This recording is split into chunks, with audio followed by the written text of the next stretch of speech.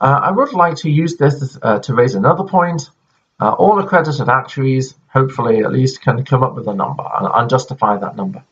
And at some stage in your career, at least once, it's happened to me many times, then obviously you'll be asked to justify the number, it's expected part of the job, defend your number, defend parameters and so on. But I've been asked in the past to change my number. I say, my number is $2 million, let's say, whatever the context is. And then they say, someone says, normally someone who's senior to you or a potential client, whatever, says, no, I want them to change the number. I think that number's wrong.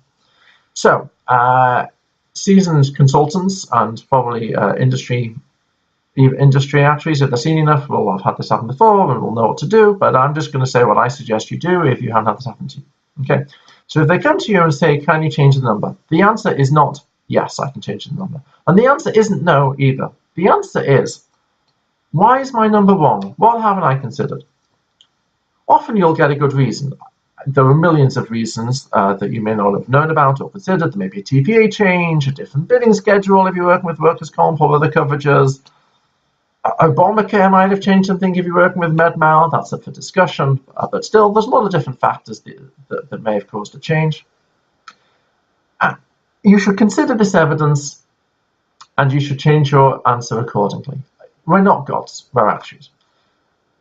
And also, if you don't get a good reason and they can't give you any justification for why your number should change what you haven't considered, it's a nice way of saying, I can't change my number.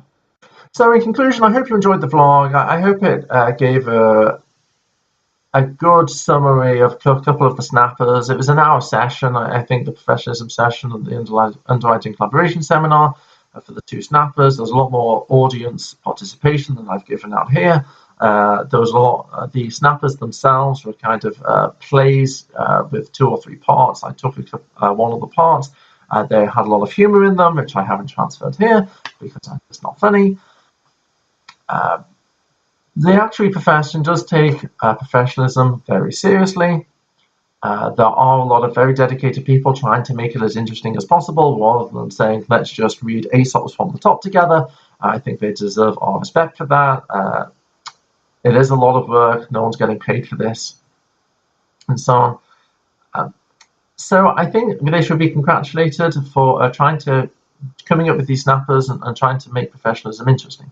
I'll say that myself, I'm presenting on professionalism at KMAR, including a snapper for my own professional life that recently happened to me. So I'll be able to give very detailed facts and see what people think. Nothing bad. It's nothing that I'm trying to hide or is embarrassing or anything like that, but something that's interesting and could very conceivably come up in the age of Google and the internet and so on. So I'm going to hope that I can make that interesting. There's also a lot of other snappers that are going on. We're going to try and make it interesting. When I present, I try and make it interactive anyway. I kind of think to myself that just talking to people and lecturing people for an hour, oftentimes they could read that for a book. I mean, this vlog, I could have just given you the words and you wouldn't have lost that much. So I do try to make it interactive, and we're going to try and make the snappers interactive. I think they're very good snappers. If you're coming to KMAR next week, I hope to see you there. And also, if you have any advice, comments, constructive criticism on your experience with snappers and professionalism discussions and how we can make them more interesting and interactive. So it's not just there because people need the CPE, it's also there because people are going to find it interesting and engaging. And then connect with me with LinkedIn and message me with your own thoughts. You could alternatively just email me if you know my email, etc. Okay, so I hope you've enjoyed this presentation and thank you very much.